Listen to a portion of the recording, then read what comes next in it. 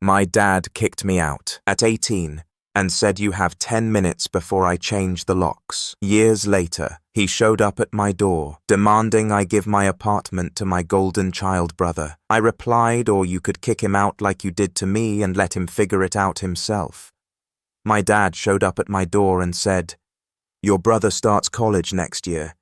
Give him this apartment so he can get used to it. So I responded, or you could kick him out like you did to me and let him figure it out himself. I remember asking if this was a joke, my voice cracking like I was still 14, not technically a legal adult. But he didn't blink, just pointed to the bag already packed and said I had 10 minutes before he changed the locks. That was how I left home, not with a celebration, but with a cheap gym bag, $60 in my pocket, and no clue where I'd sleep that night. At the time, I had just graduated high school 3 days prior. I wasn't some rebellious teen. I wasn't getting into trouble. No drugs, no skipping class, no fighting. I had a part-time job at the local gas station, a 3.7 GPA, and a dream of maybe getting into community college if I could afford it. But none of that seemed to matter. The truth is, I'd always known I was the spare. My younger brother Nathan was the golden child.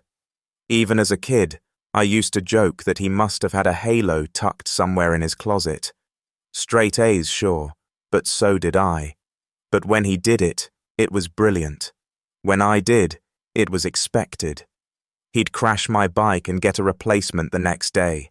I'd break a shoelace and get blamed for not taking care of my things. Nathan was 2 years younger, but they treated him like the heir to a throne I didn't know existed. He got braces and tennis lessons. I got used sneakers and silence. Every time I asked why things were so different between us, my dad would say, "Don't be dramatic, Alex. Life's not fair." And that was the end of the conversation. Always. I learned early not to push too hard. So I kept my head down, worked my shifts, did my homework, and told myself that once I turned 18, I'd leave on my own terms. But I guess they beat me to it.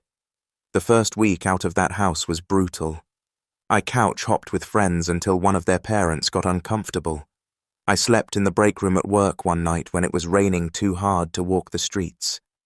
Eventually, I found a dingy room in a shared house with 3 strangers, one of whom sold weed out of the living room, another who blasted music at 3 a.m., and the third who barely spoke English, but always smiled and offered me instant noodles. That man Shun was more family than my parents had ever been. It took me 4 years to get on my feet. I worked every job I could. Cashier, delivery driver, late-night janitor at a mall, where the air always smelled like expired popcorn. I studied on breaks, took online classes, and eventually earned a degree in IT. It wasn't glamorous, but it was mine. No help from my parents, no trust fund, no secret savings account, just me, a busted laptop and sheer stubbornness. By the time I hit 26, I was living in a clean 1-bedroom apartment in a decent neighborhood. I had a car that ran a job that paid well, and for the first time in my life, a sense of peace. Not happiness exactly that came later, but peace. I didn't think about my family much. I didn't visit, didn't call. I wasn't bitter, at least not consciously. I just figured if I wasn't good enough for them, then I sure as hell wasn't going to beg now. And then one Sunday morning, everything shifted again. It started with a knock. I was in sweats just about to start some laundry when I heard it. 3 sharp knocks, too firm to be friendly. I peeked through the peephole and froze. My mom. Behind her, slightly out of view, was my dad, arms crossed in that same posture I remembered from the day they kicked me out. My first thought wasn't, why are they here? It was, how do they even know where I live? I opened the door, but didn't step aside. Alex. My mom started all breathy and wide-eyed like this was some long-lost reunion. You look grown. I am grown, I replied flatly. What do you want? My dad cut in. No small talk. We need to talk. Can we come in? I stared at them for a long second. I didn't say yes. I just stepped aside. They sat on my couch like it was theirs. My mom looked around like she was inspecting the place for dust. My dad remained standing, hands on his hips. The silence was thick. "We've had a rough few years," my mom finally said, clasping her hands in her lap. "And your brother, well, he's in a bit of a bind." I felt something cold twist in my stomach. Of course this was about Nathan. What kind of bind, I asked, trying to keep my voice even. "He got laid off," she said gently, like I was supposed to feel sorry. "And his fiancée left him, took the car. He's struggling." I waited. "We thought my dad said that since you're doing well now, and since you have this place, maybe it's time to come together as a family." I raised an eyebrow. "Come together how?" My mom glanced at my dad before answering. "We think it would make sense for Nathan to move in here just temporarily until he gets back on his feet." There was a moment of stunned silence. I almost laughed. "Almost." "You're joking," I said. "No," my dad replied firmly. "You've got space. It's the least you can do. Family comes first." Those 3 words made something snap in me. Family comes first. The same family that tossed me out like garbage. The same family that let me go hungry while they remodeled Nathan's room into a study space after I left. "Let me get this straight," I said slowly, trying not to raise my voice. "You threw me out on my 18th birthday with no warning, no support, and now you're asking me to house Nathan because family comes first." My mom looked uncomfortable. "We made mistakes." "Mistakes," I interrupted. "That wasn't a mistake. That was a choice." "Alex," my dad said, stepping forward like he was still in control of this situation. "He's your brother. He needs you. You don't turn your back on family." I stood up. "You did." The room went quiet again. "Look," my mom tried to soften her tone. "He's been through a lot. He's not like you. He doesn't handle hardship well. He's always been sensitive. And I wasn't," I said, incredulous. "I just didn't have the luxury of falling apart." It was clear they weren't getting it, or didn't want to. My dad kept pressing, tossing out reasons, guilt comparisons. He even said something about how I'd built this life off the back of their tough love. I almost choked. That wasn't tough love. That was abandonment. Plain and simple. They left that day without an answer, but I knew it wasn't over. I could feel it in my gut. They weren't going to let this go, not with Nathan in the picture, and I had no idea just how far they were willing to go to get what they wanted. But I was no longer the scared 18-year-old they left behind, and this time I had something to lose and something to protect. I didn't know it yet, but the storm was just beginning. They didn't call for a few days after that visit. I thought maybe, just maybe, they'd taken a hint and backed off. I even started to let it go, convincing myself that their ridiculous request was just a one-time shot at manipulation. But by the following weekend, I knew I'd underestimated them.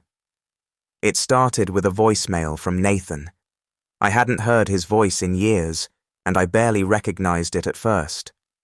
He sounded tired, scratchy, and oddly rehearsed, like he was trying to sound pitiful on purpose. "Hey, Alex. Mom and Dad told me they came to see you. I know it's a lot to ask, man, but I'm kind of out of options right now. I lost my job in my place, and I've been crashing at a friend's, but it's not working out. I could use your help just until I get back on my feet. Please call me." I didn't call him back. That wasn't me being cold-hearted. That was self-preservation. I knew how this would go. Nathan had always been able to coast on his charm. He had this disarming way of acting helpless, like he was a puppy who'd wandered into traffic. And people, especially our parents, would rush to save him. But not me. Not this time. I had scars they never even noticed. and I wasn't going to pretend they didn't exist just because Nathan was finally dealing with the consequences of his own life choices. Still, that voicemail started gnawing at me. Not guilt, more like dread, because if Nathan was reaching out, that meant my parents had activated the next phase of their plan. And I wasn't wrong. 3 days later, I came home from work and found my dad's car parked outside my apartment building. My stomach sank. He was standing by the door, arms crossed, same posture, same scowl. When I approached, he didn't move, just said, "We need to talk." I didn't bother inviting him in. "We've been patient," he said, like I was a rebellious child refusing to eat my vegetables. "But you're being selfish." I laughed. I actually laughed. Selfish. You think I'm being selfish? You've got a stable life now. Nathan doesn't. You don't think your brother deserves a chance too? What he deserves, I said, has nothing to do with me. He stepped closer. You're part of this family whether you like it or not. No, I replied, staring him down. You made sure I wasn't. He didn't like that. His jaw tightened, and I saw a flash of anger in his eyes. Not rage, but something worse. Entitlement. Like he believed deep down that everything I had was somehow his to bargain with. He didn't yell. He just said, "You'll regret this," and walked off. 2 days after that, I started getting unexpected texts from extended family cousins and aunt I hadn't heard from in years. Even a random Facebook message from someone who claimed to be a family friend. All of them saying some version of the same thing. It's not right to turn your back on family. Nathan's struggling. He needs support. You're doing well. Can't you help just a little? One cousin even said, "Wow, didn't realize success made you so heartless." It was coordinated. My parents had clearly spun a story, probably one where I was living like royalty in a mansion, while poor Nathan was sleeping in gutters. The irony was my apartment was modest at best, but that didn't matter. The narrative had been set, and I was now the villain. I could have fought back. I could have told everyone what really happened when I turned 18, how I was thrown out like trash, but a part of me didn't want to play their game. I'd spent too many years letting their narrative shape my life. I wasn't going to beg people to believe me. That was the beginning of the slow unraveling. Nathan started showing up in person. First it was the parking lot, then the lobby. Then once he was waiting outside my door, always with that same hangdog expression, like he was just too beaten down to even speak above a whisper. "I'm not here to fight," he said one evening, hands in his pockets. "I just need help." "I'm not the one you should be asking," I replied, trying not to slam the door in his face. "But you're the only one who can." That line stuck with me, not because it was true, but because he believed it. My parents had conditioned him to see me not as a brother, but as a safety net, and now that they'd run out of rope, they were throwing him onto me like dead weight. Then came the real breaking point. I was at work, new issue, when I got a call from my landlord. Not something that ever happened. I picked up worried something was wrong with the building. "Hi, Alex," he said, sounding unusually cheerful. "Just wanted to confirm you're moving out by the first right." I blinked. "Wait, what?" "Well, your brother stopped by this morning, said you were moving out and transferring the lease to him. He had paperwork and everything."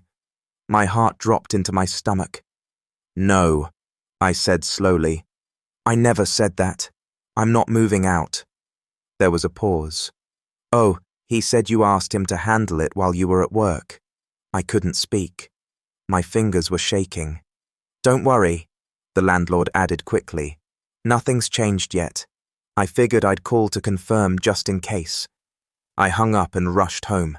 Sure enough, when I got there, Nathan was waiting outside my door again, but this time he had a backpack with him and a smug look on his face. "What the hell did you do?" I snapped. He had the nerve to look confused. "What do you mean? You told my landlord I'm moving out. Are you insane?" He shrugged. "I figured you'd come around eventually. I was just speeding things up by lying by, forging my name. It's not forgery if we're family. He said like that made any kind of sense. I was just trying to help. I stared at him, stunned. Help who you me, everyone. This back and forth is tearing the family apart. Once I'm settled in, we can fix all this. That was when I realized something. Nathan didn't see what he was doing as wrong. He honestly believed he was the victim, that he was entitled to my apartment, my life, my stability.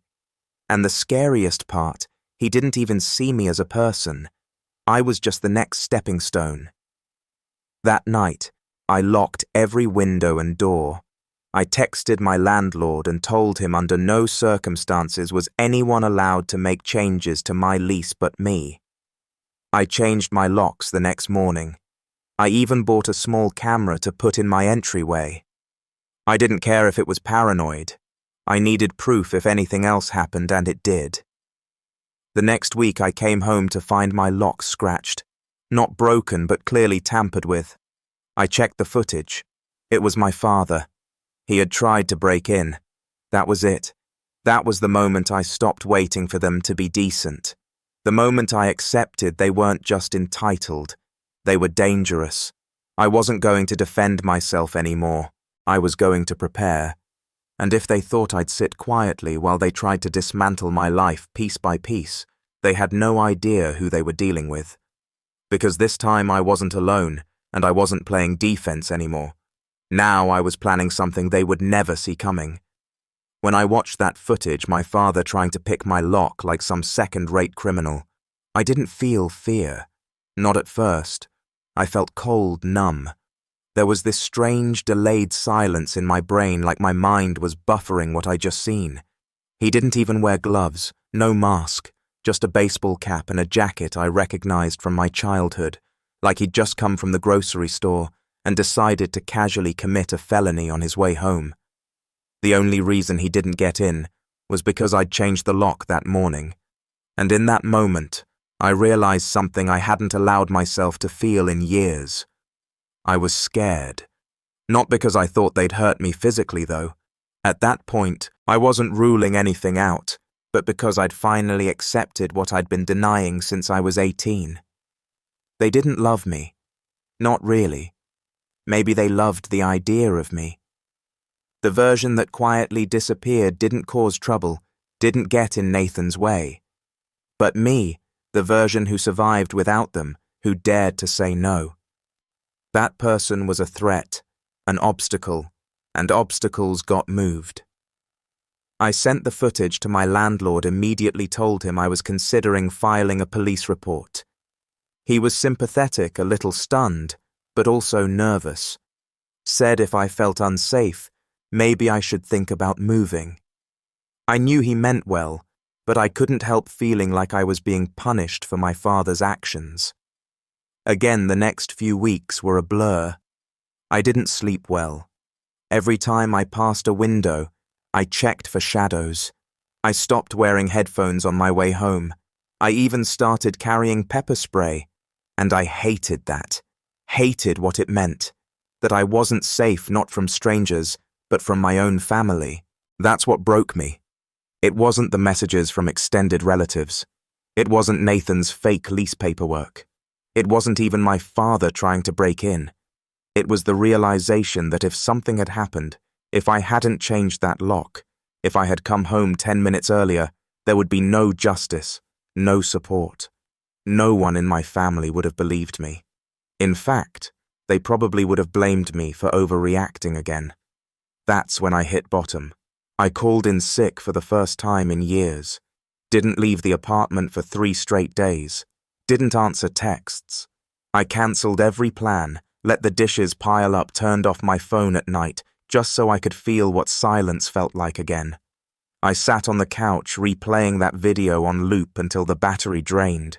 My own father, hands shaking, eyes darting like a stranger. I remember crying once, just once during that stretch, not loud or messy, just sitting on the bathroom floor holding a towel, feeling every ounce of strength leak out of me like air from a popped balloon. I wasn't sobbing. I wasn't even angry. I was just tired. Tired of fighting for space that should have been mine to begin with. Tired of pretending I was fine. Tired of building and rebuilding when no one ever even saw the foundation. But somewhere in that quiet, something shifted. I don't know what exactly triggered it. Maybe it was seeing how far they were willing to go, or maybe it was finally admitting how badly I'd been hurt. But for the first time in years, I stopped reacting, and I started planning. First, I pulled all my security footage from the last month. I archived everything, created backups, uploaded the files to cloud storage with passwords. I documented every interaction, the voicemail, the text messages, even screenshots of Facebook comments from distant relatives, parroting the same guilt trip language. I turned my apartment into a case file. Then I started locking down my life. I changed every password, set up two-factor authentication on every account. I called my credit card companies, placed fraud alerts on my credit profile, and even pulled my credit report just to check. Nothing suspicious yet, but I wasn't going to wait. Next, I told my boss everything. Not the whole Saab story, but enough. I told him I was dealing with a family situation. There might be people trying to contact me or show up at the office. To my surprise, he was incredibly supportive, gave me a few days off to take care of what matters, and even offered to forward any unknown callers straight to voicemail. Funny how strangers show more grace than family. I used those days to meet with a lawyer, found her through a friend of a friend, a quiet, serious woman named Jordan who listened without flinching. I laid everything. The eviction at 18, the sudden reappearance, the manipulation, the attempted lease fraud, the break-in, the surveillance footage, the paper trail. She didn't interrupt. She didn't act shocked. When I finished, she leaned forward and said, "You have grounds for a restraining order, and maybe more depending on how far this goes." For the first time in weeks, I exhaled. That conversation sparked something in me I hadn't felt since I was a teenager. Control, not revenge, not yet, but power. And that was enough to start healing. In the following months, I shifted my focus inward. I enrolled in a certification course I'd been putting off for years. Something about cloud infrastructure and data security. Boring to most, but to me it was a ladder. Every night I came home, made dinner and studied. No distractions, no drama, just progress. I started seeing a therapist too, just once a week at first, then twice. Her name was Elena, and she didn't coddle me. She called out my avoidance. She gently pointed out my patterns. She helped me realize I wasn't broken. I'd just been surviving on autopilot for so long, I didn't know how to feel safe, even when I was safe. One session I told her I didn't think I'd ever fully trust anyone again. She said, "Maybe you don't have to. Maybe it's not about trusting everyone, just learning how to trust yourself, not to let them get too close." That stuck with me over time. I made new friends, real ones, people who didn't want anything from me. I joined a running group, which if you knew me would sound hilarious, and somehow sweating alongside strangers made me feel human again. I even started dating casually, nothing serious, but I smiled, more laughed even. Sometimes I caught myself walking around my apartment, just content. I hadn't felt that in a decade. But that peace came with clarity, because even though I was rebuilding piece by piece, breath by breath, I hadn't forgotten. They were still out there, still lying, still twisting my story into something unrecognizable. And while I didn't want to live in the past, I also wasn't about to let it rewrite itself without a fight, especially because of what came next. It started with a letter, not a text, not a knock, a formal letter mailed to my apartment. Handwritten return address. No stamp, just slipped into my mailbox. It was from my mother. I stared at the envelope for 10 full minutes before opening it. The letter was 3 pages long, neat handwriting, the same loopy cursive she used to write on birthday cards, back when she still remembered to buy them. It started off with the usual, "We miss you. We never meant to hurt you. Things were hard back then." Then it shifted. She wrote that Nathan was going through a deep depression and had begun making serious plans to fix his life. She said they wanted to transfer the family home to him to give him a fresh start, but that some paperwork still had my name listed as an heir from years ago, when my grandfather left a small inheritance to me and Nathan jointly. She asked me to sign a few things, said it was just a formality, said it was just paperwork. I folded the letter, set it on the table, and sat there for a long time. It wasn't just about the apartment anymore. They were after something bigger now. Something tied to family property inheritance land things I didn't even know I had a legal tie to. But they knew. They always knew. And they'd kept quiet until they needed something. Until he needed something. That night, I didn't cry. I didn't shake. I didn't feel broken. I felt focused. Because this wasn't just about survival anymore. This was about setting the record straight, legally, financially, and emotionally. And for the first time in my life, I was going to write my own ending. But first, I had to gather every piece of the puzzle they thought I'd forgotten.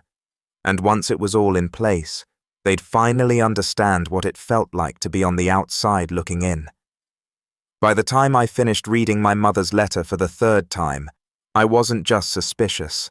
I was certain. They were trying to erase me, not metaphorically, legally, quietly, permanently. The wording wasn't angry or threatening. That's what made it worse. It was sanitized, coated in that fake kindness they used to use when I was a kid, asking why Nathan got dessert and I didn't. It's not about fairness, sweetie. It's about what's best for everyone. Only this time, it wasn't about dessert. It was about the family home, a house I hadn't thought about in years. I don't know if you've ever had to dig through the legal graveyard of your own childhood, but it's a strange experience. I started by emailing Jordan, my lawyer, and sent her the letter. Her reply came within the hour. If they're asking you to sign anything related to your grandfather's will, don't. Not yet. Let's pull the documents first and see what they're trying to override. That was the spark. She filed a request for the original estate documentation the next morning. While we waited, I started doing what I do best, documenting. I created a digital folder titled Operation Cleanup, because humor helped keep the fury from boiling over. I went through every piece of communication texts, voicemails, letters, and created a timeline. I also started writing a personal statement just to keep my thoughts in order. That process, it was unexpectedly cathartic. Writing everything down, I started noticing things I'd missed in the moment. Like how each reaching out moment from my family had a purpose, not connection, not reconciliation, just extraction. They only ever contacted me when they needed something.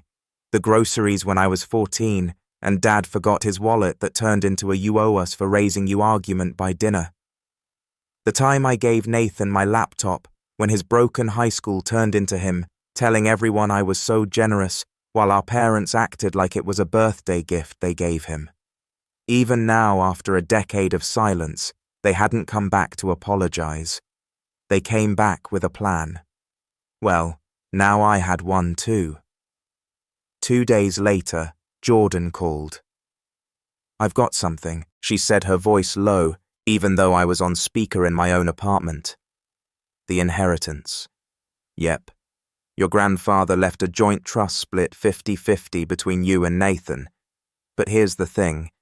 The house your parents live in, it was never theirs to keep. It was bought under that trust. And your grandfather's instructions were explicit.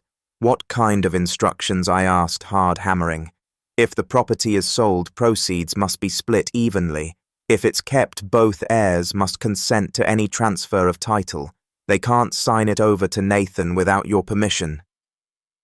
I sat in stunned silence. They'd been living there for over a decade. They must have known or at least suspected, which meant this whole time they were hoping I'd either never find out or be naive enough to sign it away without asking questions. Jordan continued, "If you want, we can put a formal block on any attempts to transfer ownership, but it might alert them that you know." "No," I said slowly. "Let them think I'm still considering it. I want them to get comfortable." She was quiet for a second. "Alex, are you planning something?" "I'm planning to make sure they never try this again." The setup took weeks.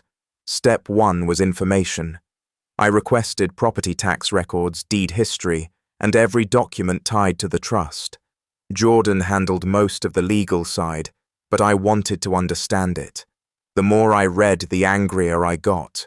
They'd manipulated loopholes, skirted co-ownership clauses, and basically lived off my inheritance while pretending it was their God-given right. Even their renovation permits listed Nathan's name as future beneficiary. Step 2 was silence. I didn't respond to the letter. I didn't call. I didn't push back. And that drove them nuts. A week later, I got a follow-up note from my mom, shorter, more emotional, filled with underlined words like family and unity and legacy. There was even a little line at the end that made me laugh out loud. "We hope you're not letting old wounds cloud your judgment." Cloud my judgment. They made me homeless on my birthday, but I stayed quiet. Let them believe I was still the hesitant, soft-spoken kid they booted at 18. Meanwhile, step 3 was already in motion. Allies. I started by calling my cousin Rachel. We weren't close growing up. She lived across the state, but we'd always gotten along. She had messaged me months ago during the family guilt campaign, but she wasn't aggressive like the others, just confused, curious. She picked up on the second ring. "Alex." Hey Ra got a second. That one conversation opened a floodgate. Turns out Rachel had her own issues with my parents, and Nathan, especially Nathan. At a family reunion a few years back, he'd cornered her husband about investment opportunities, trying to sell him on some shady crypto project. She never trusted him since. Once I told her what was really going on: the property, the trust, the manipulation. She was furious. I knew something was off when Aunt Linda acted like they owned that house outright.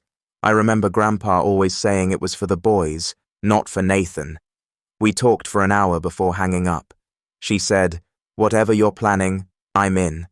After that, I reached out to 3 more cousins, 2 of whom had also been iced out of the family for minor offenses, like dating someone not respectable or moving out of state without permission. Same story, different details. Within a week, I had a mini network of black sheep, all of them willing to back me up publicly if things went sideways. Some of them had old photos, letters, even voicemails that hinted at the trust situation, evidence that would further establish that my parents knew the terms and just chose to ignore them. But the final setup that came when I got a call from Nathan himself, I let it go to voicemail. His tone had shifted again, no longer pitiful, confident, a little smug. "Hey, Alex. Look, I know you're taking your time with the paperwork, but just a heads up. Mom and Dad are getting everything finalized with the lawyer. We're hoping to wrap things up this month. It'd be easier if you just signed and sent it over, but I get it. Sometimes you got to feel like you're in control. Just don't take too long. Family's watching." That message was the last piece I needed. They were moving forward illegally, and they'd left a breadcrumb trail of intent in writing. Perfect. The next morning I met Jordan at her office and outlined my final plan. We drafted a cease and desist letter to their lawyer, citing the exact clauses of the trust they were violating. But instead of sending it immediately, we waited. I wanted to time it perfectly. I knew Nathan's birthday was coming up. They always made a big deal about it. Family dinner gifts, emotional speeches about his potential. if they were going to make a formal announcement about the house that'd be the night. Jordan agreed to be on standby with the letter and injunction paperwork just in case, but I had one more card to play.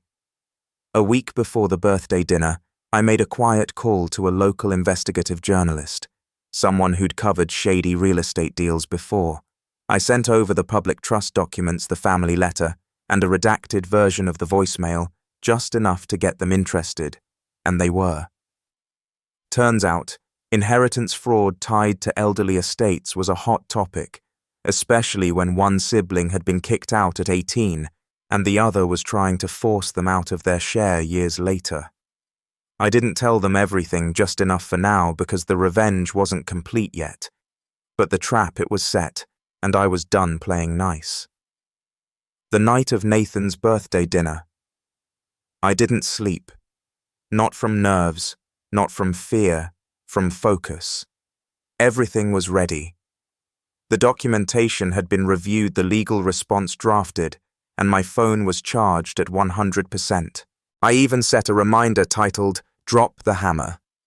At exactly 7:30 p.m., just in time for the big family speech I knew my father would give. Jordan was standing by with the court injunction. The journalist had already emailed me twice, asking if I had a comment to include in their final draft, which was set to go live that weekend. This wasn't revenge out of anger. That would have been easy. This was revenge born from survival, from 10 years of silence, of being erased. It wasn't about punishing them. It was about reminding them that I exist. I dressed in a plain black button-up, not to show up in person, but because I wanted to look put together when I FaceTime Rachel. She was already at the birthday dinner, seated at the far end of the table like an outsider. She'd agreed to go on one condition, that she record everything. At 7:24 she texted, "He's starting." Then at 7:28, they're bringing out a giant cake. Dad just stood up with a glass. I opened my laptop, clicked into the share drive folder I titled Inheritance Audit, and made sure everything was visible and time-stamped.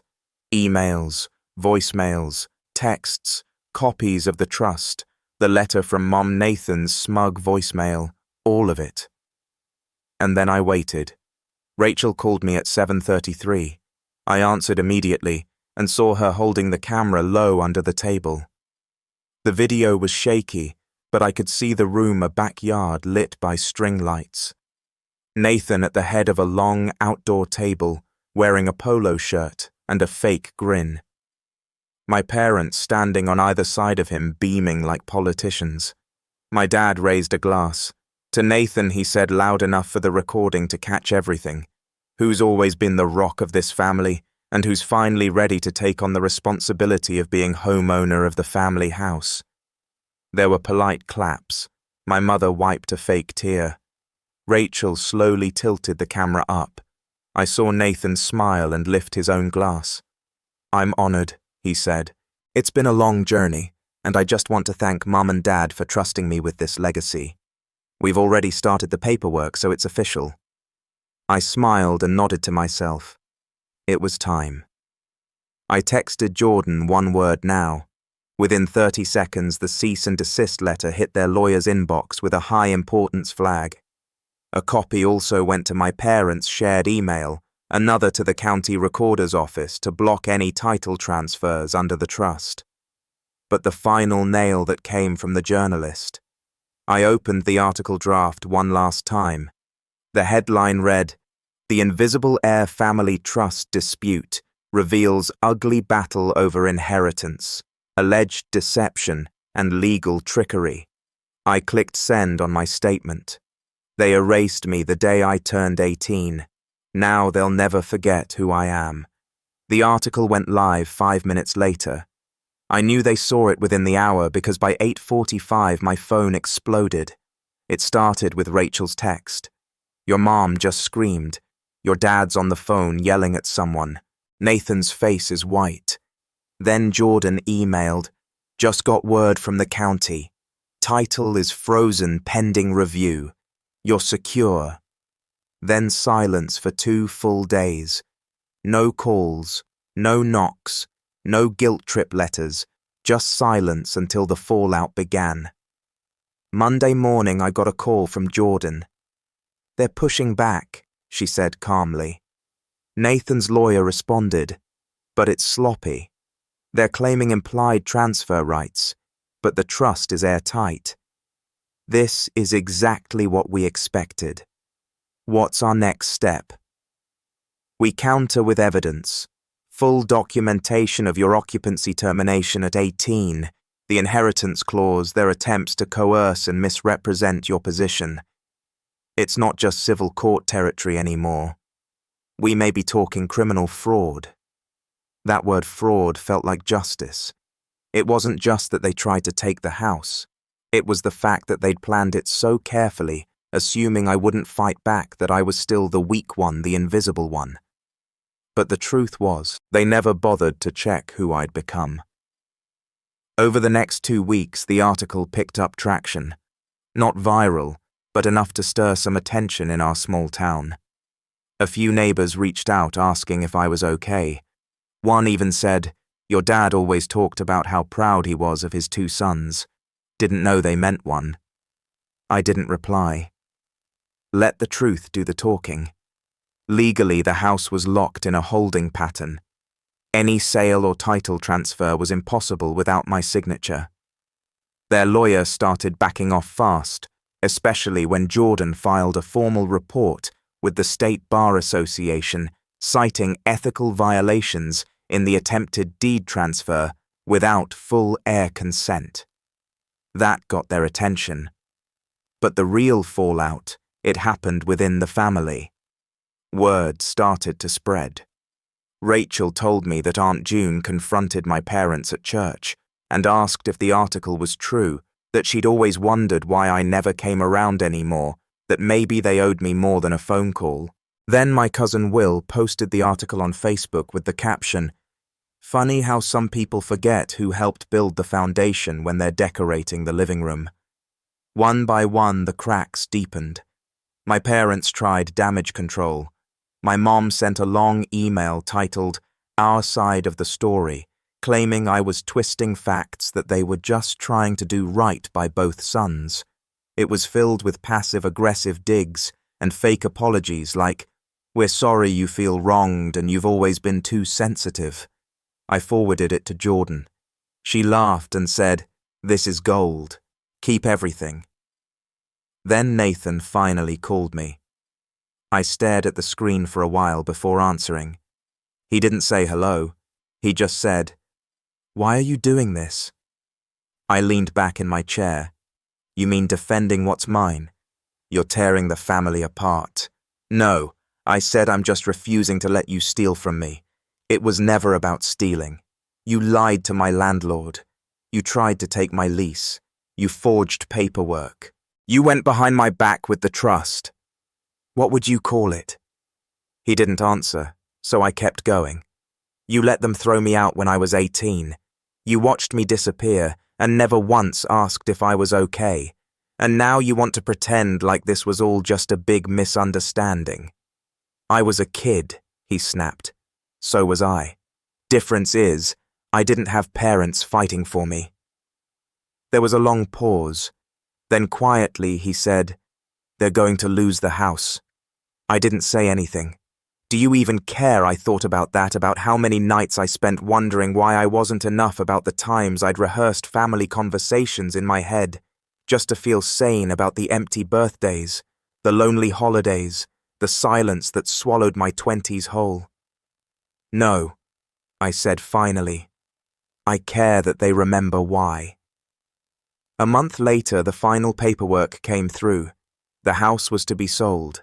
Per the trust, I would receive half of the proceeds, over $180,000. My parents would need to vacate within 90 days. Jordan handled the logistics. I never saw them in court, but I did get one last envelope. No return address. Inside was a photo of the house, the backyard, the table where Nathan had made his little speech, and scribbled in black ink across the top were the words, "Hope you're happy." I pinned it to my fridge, not as a trophy, but as a reminder that silence doesn't mean weakness. that distance doesn't mean defeat, and that sometimes the best way to get the last word is to build a life where they don't get a say at all. And that's exactly what I did.